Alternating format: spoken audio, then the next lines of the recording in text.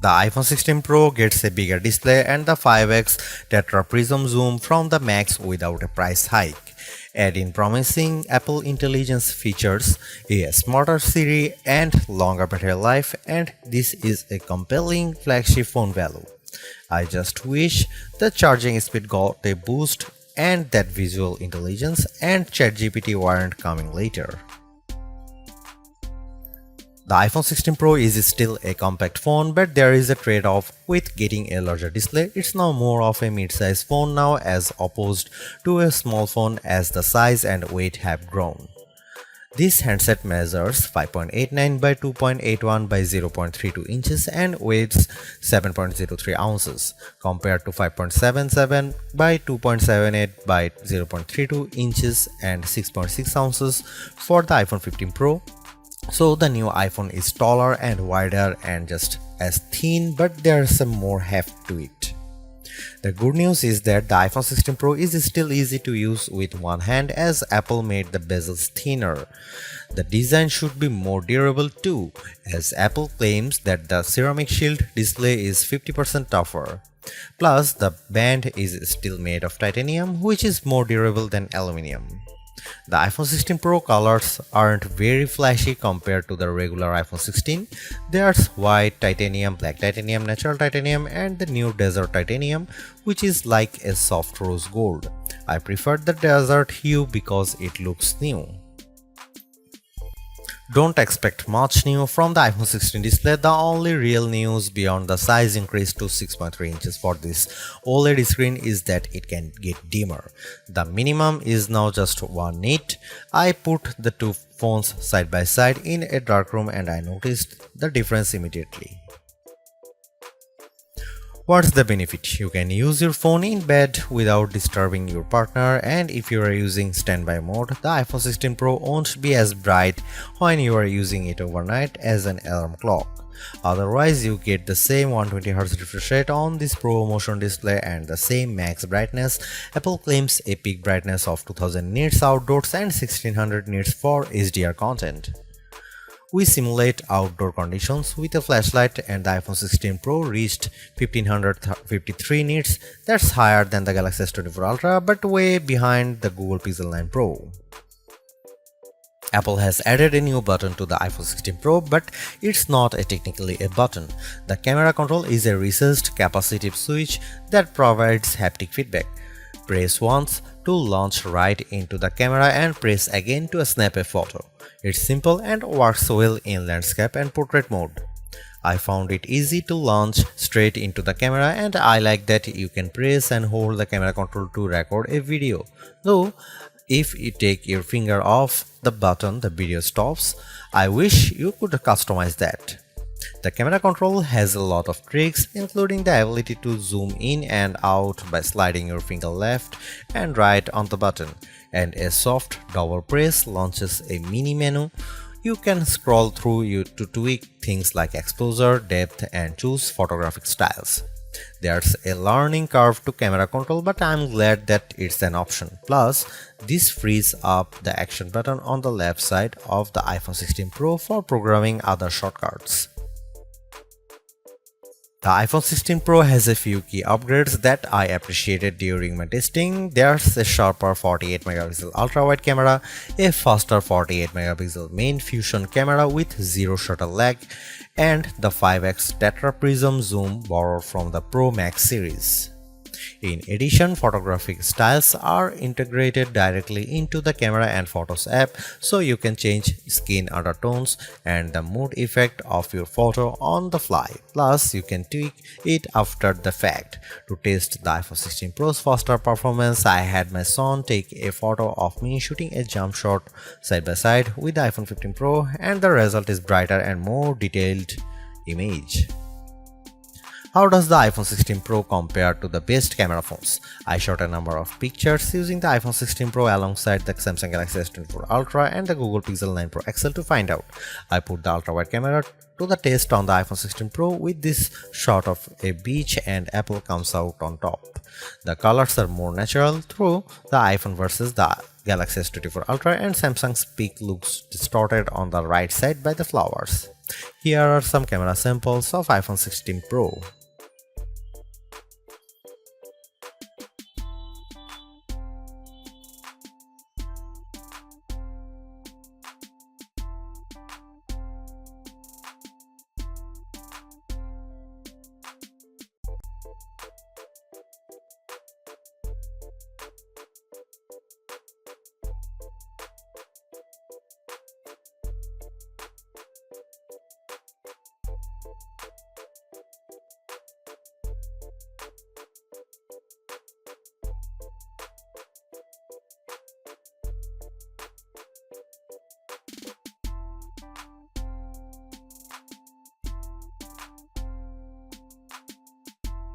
Hey Siri, are you smart yet?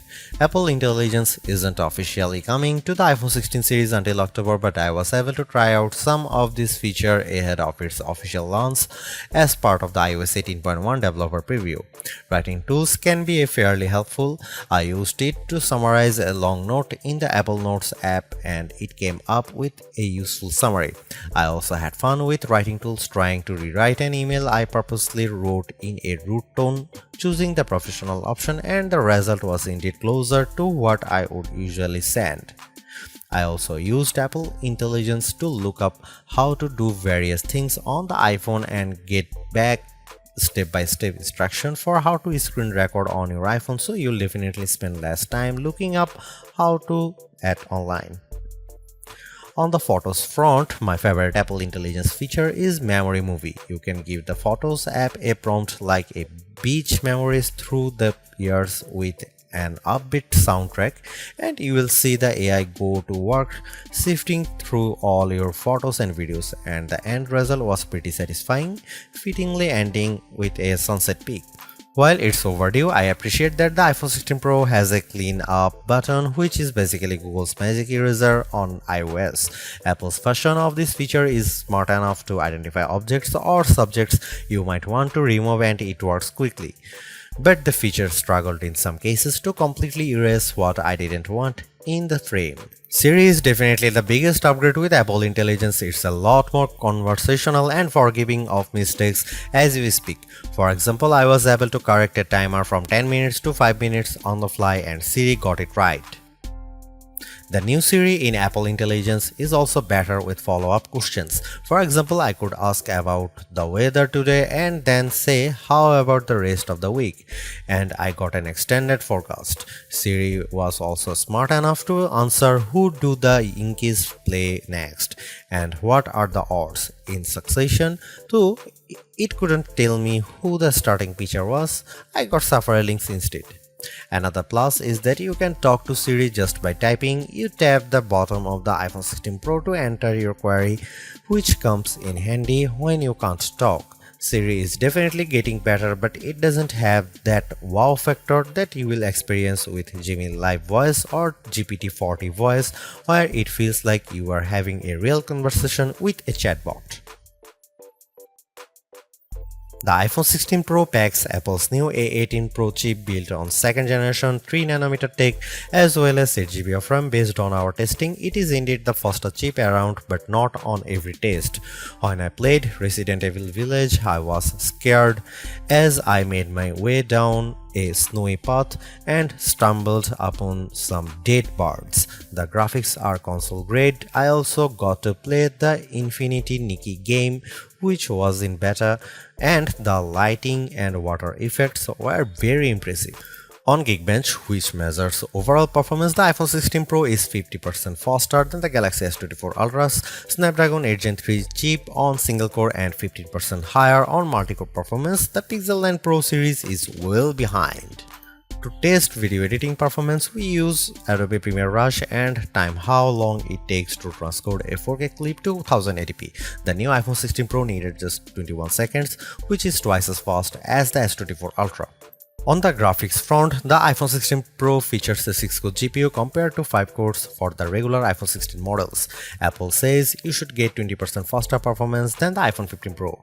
On the 3D Mark Solar Bay graphics test, which has support for ray tracing, the iPhone 16 Pro was 22% faster than the iPhone 15 Pro. However, that's still 18% behind the Galaxy S24 Ultra, which also delivered higher frame rates on the test.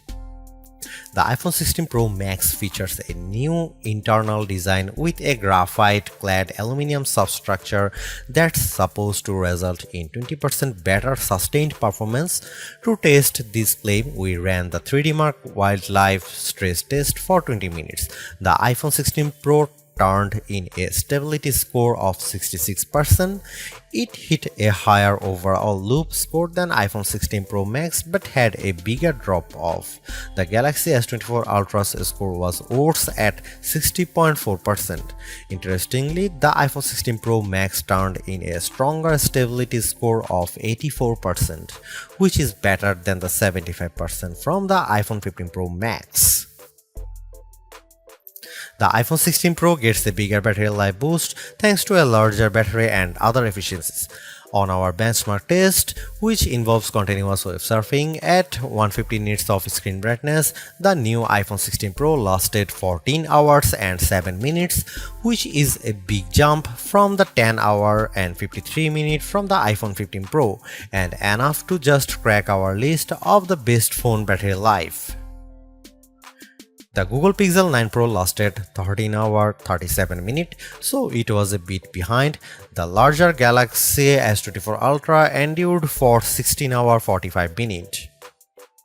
The bad news is that the iPhone 16 Pro has the same 20-watt charging speeds as before, so it wasn't a surprise to see it get to 56% capacity in 30 minutes. The Google Pixel 9 Pro's 45-watt charger was worse at 49%, but the S24 Ultra reached 71% in the same time. Despite reports that iPhone 16 Pro supports 45-watt charging, we did not see a difference in our testing. The good news is that MagSafe wireless charging sees a jump from 15W to 25W if you are using a 30-watt adapter.